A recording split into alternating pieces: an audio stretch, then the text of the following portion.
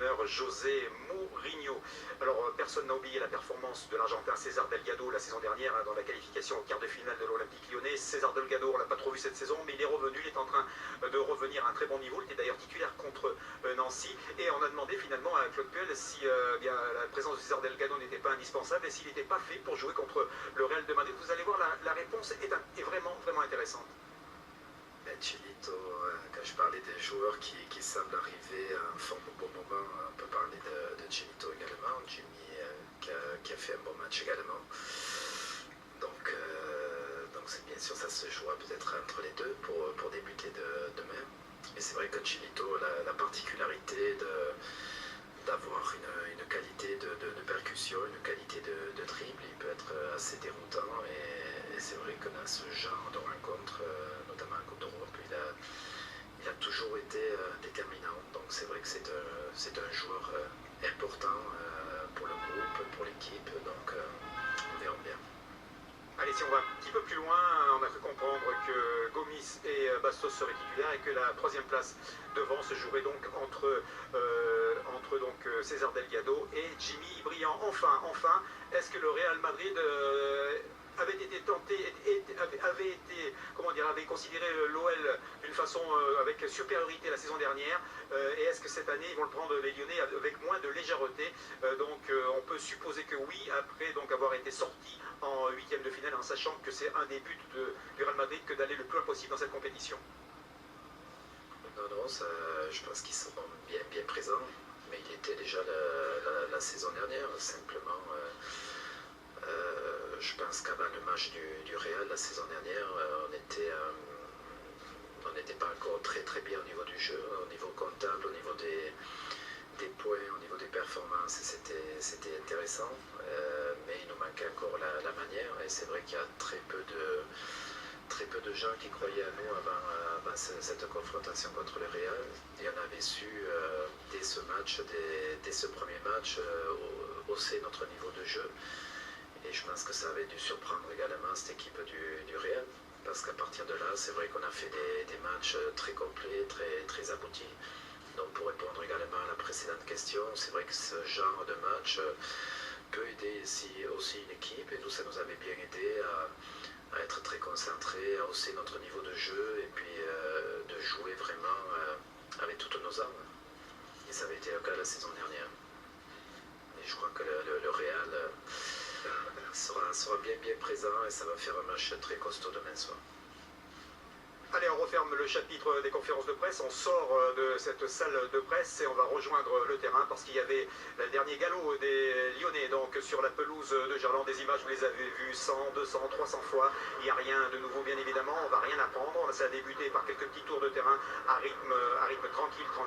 Et puis derrière, eh bien, on verra que les Lyonnais se sont un petit peu activés. Alors Hugo Lloris était bien là, avec la gorge protégée, donc on sait qu'il était un petit peu patraque, hein, c'est pour ça qu'il n'a pas joué contre Nancy, le gardien de but international. César Delgado, l'homme dont on parle, eh bien, il est bien là et on espère qu'il ne sera plus blessé pour montrer son immense potentiel.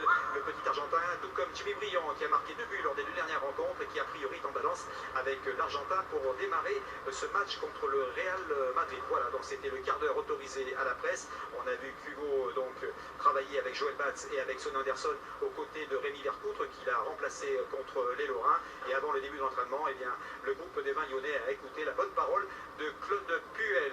Voilà, donc rien de bien spécial. C'était ce qui s'est passé, l'actualité lyonnaise en cet après-midi, cette fin d'après-midi, donc du 21 février. Voilà, c'était tout donc pour les Lyonnais. On aura l'occasion de se retrouver pour parler eh bien, du point presse des Espagnols avec José Mourinho et avec Ricardo Caval.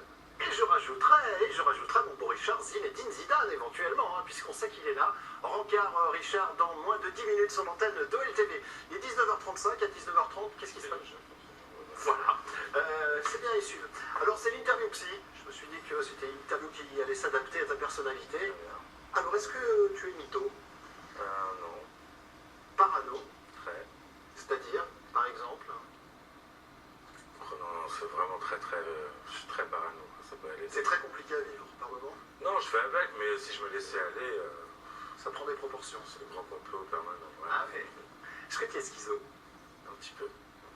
Là encore, pardonne-moi, mais donne-nous un exemple, quelque chose. Je crois que je souffre d'une forme schizophrénie qui s'appelle l'intemporalité un peu. C'est-à-dire que je peux arriver 3 heures en avance, comme 3 ans en retard à un rendez-vous. Quoi. Je sais que je me prépare, j'ai un rendez-vous mettons à 8 heures, et puis il suffit que je zappe, que je trouve un truc intéressant, et là, c'est fini, j'oublie le truc. Et c'est vrai qu'avant un direct, tu prends des cachets, etc. Avant, je prenais des anxiolytiques, des trucs. Ouais. Parce que tu avais peur du complot. J'avais peur du complot, non, mais j'aimais pas me parler, j'aimais pas... Parce que je te trouve plutôt à l'aise pour être honnête. Parce que je suis dans un endroit que j'aime bien, avec des gens que j'aime bien, mais c'est vrai que je peux être très très renfermé et avoir du mal à m'exprimer, surtout sur la musique ou sur le cinéma, parce que parfois c'est tellement ténu, on sait pas tellement pourquoi on joue tel rôle ou on a fait telle chanson, c'est pas évident d'en parler. Est-ce que tu es démago? J'essaie d'être le moins possible démagogique, surtout sur scène, parce que ça peut vite tomber dessus. Est-ce que tu es klepto? Non. Jamais. Tu n'as jamais été même gamin, je veux dire?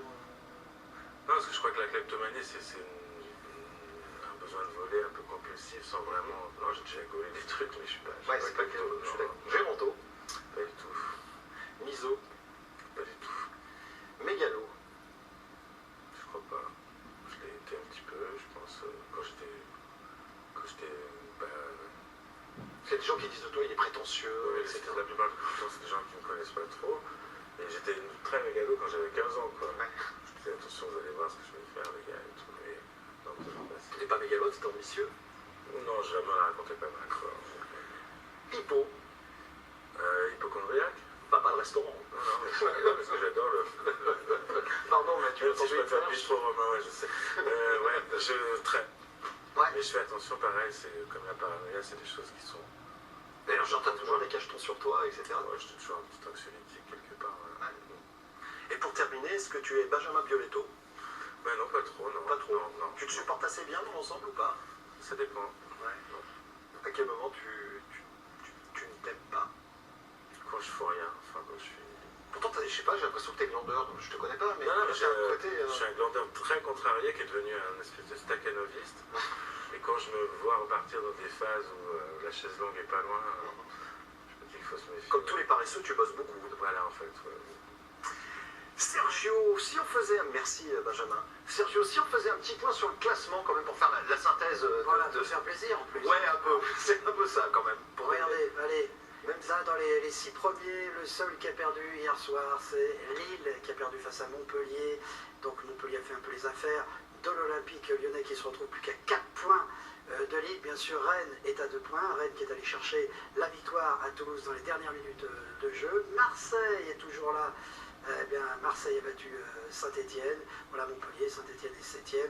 10e Toulouse. Voilà, et puis si on voit la deuxième partie de ce classement, pour information, Arles-Avignon est toujours bon dernier. Monaco est toujours dans la zone des relégables. Et puis Lens aussi, Lens qui ira jouer à Rennes le week-end prochain. Et Lyon qui ira jouer à Lille. Alors, le bon coup.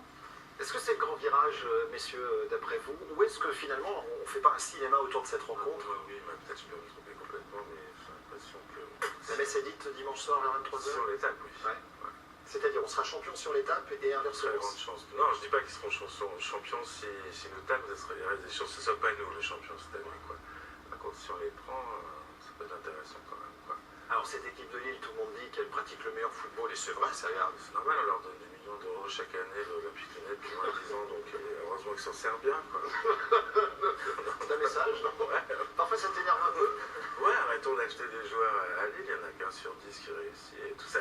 Ça m'a un peu énervé la façon dont on a subventionné ce club pendant des années, quoi. C'est la preuve, maintenant ils sont numéro 1, quoi. Mais quelque part, est-ce qu'on n'a pas alimenté ce championnat de France et il est devenu peut-être plus intéressant grâce au... Il est devenu sans doute plus attractif, mais injecter autant de blé toujours au même club, je pense pas que ce soit très sain quand on est le club le plus riche de France, qui est le cas de l'Olympique Lyonnais.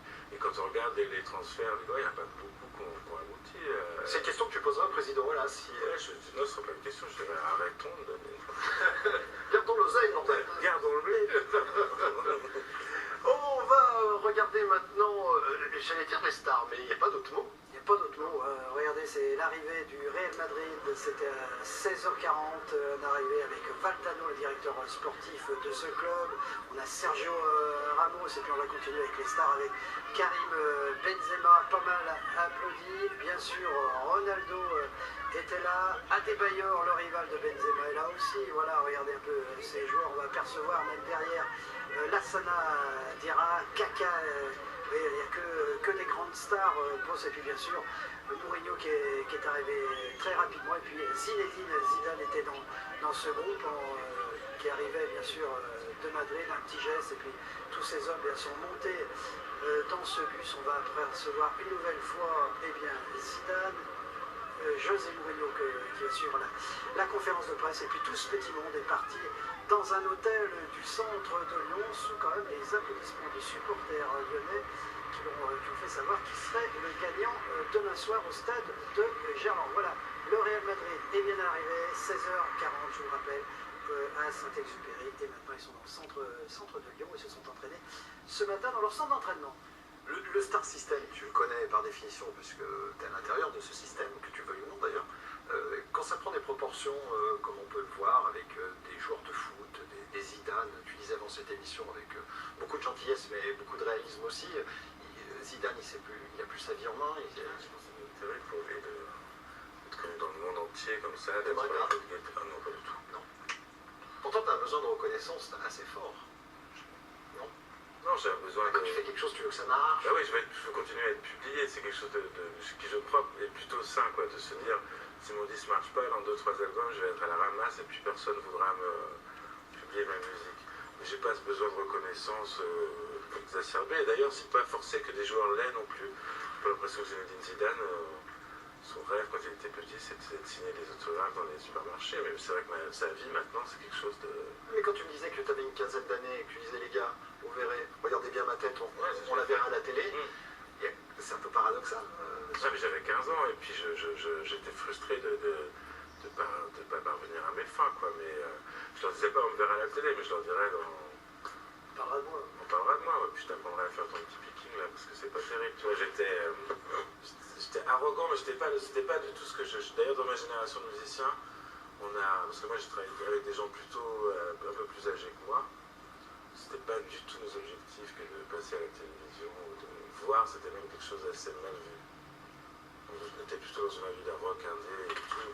Et c'est des émissions de télé-réalité qui ont un peu changé, je connais. Mais tu bouffes beaucoup de télé visiblement quand même, non? Je regarde des films et du sport, mais je regarde pas d'émissions de télévision. Et le sportif pour toi emblématique, peut-être qu'il y a mauvaise presse, je sais pas, si tu en avais un à sortir, tu me parlerais de qui? Un thème, Ben Arfa. Pourquoi? Parce que j'ai toujours pris un plaisir fou à le voir jouer. J'ai l'impression que c'est un garçon qui a une personnalité plus complexe que ce qu'on laisse entendre.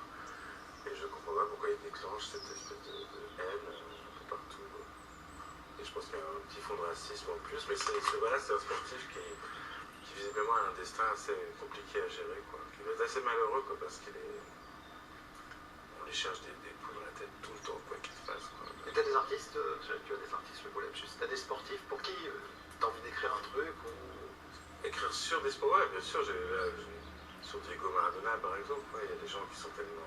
Je vais souvent en Argentine, donc j'ai l'occasion de voir l'impact qu'ont les footballeurs sur la société argentine et tout. Ça t'impressionne ou tu trouves ça? Ouais, je trouve ça beau, quoi, je trouve ça beau cette communion à travers un homme qui est Diego, qu'on regarde un peu comme Nietzsche, comme tout le monde, tout est mélangé chez lui, quoi, on lui passe ses pires phrases, on parle de lui comme si c'était un homme politique qui avait une vision extraordinaire. Et t'aimes bien Cantona alors par définition? Ouais, Cantona, c'est plutôt ce terrain que je préférais. Ouais. J'aime beaucoup Zizou parce qu'il parle pas beaucoup. C'est bien ça. On va rejoindre Richard Benedetti, tu veux bien, Benjamin? Richard, est-ce que vous m'entendez, camarade Richard? Je t'entends, Bart. Eh bien, Richard, une question extrêmement simple. Qui est autour de toi? Qui est Ou autour de derrière moi toi? Ou qui est passé dans le local, en tout cas? Il y a eu beaucoup de beau monde, hein, si tu fais référence à ce qui s'est passé depuis le milieu de l'après-midi, hein, donc évidemment. Et puis il y a eu José Mourinho, hein, qu'on ne présente pas. Et il y a eu aussi Zinedine Zidane, notamment il y a quelques instants. Des choses, Richard, ou est-ce que comme d'habitude, et comme tu l'as déjà dit, finalement c'est enfoncer des portes ouvertes? Non, c'était plutôt sympa la conférence de presse, donc notamment du Real Madrid, hein, avec un José Mourinho qui a dit qu'il n'avait pas eu besoin de travailler le psy hein, de ses joueurs en raison des 3 défaites donc enregistrées lors des 3 dernières visites des Madrilènes ici à Gerland, parce qu'il dit que eh bien, de toute façon cette équipe madrilène, il y a des joueurs qui sont nouveaux, qui n'ont pas connu la défaite contre l'OL, et puis il y a des joueurs qui sont arrivés et qui ont gagné contre l'OL. Il pensait donc à lui-même, à Mourinho, entraîneur de Porto, à Ricardo Carvalho qui était avec lui là, devant les médias, et puis aussi à Cristiano Ronaldo qui s'était imposé avec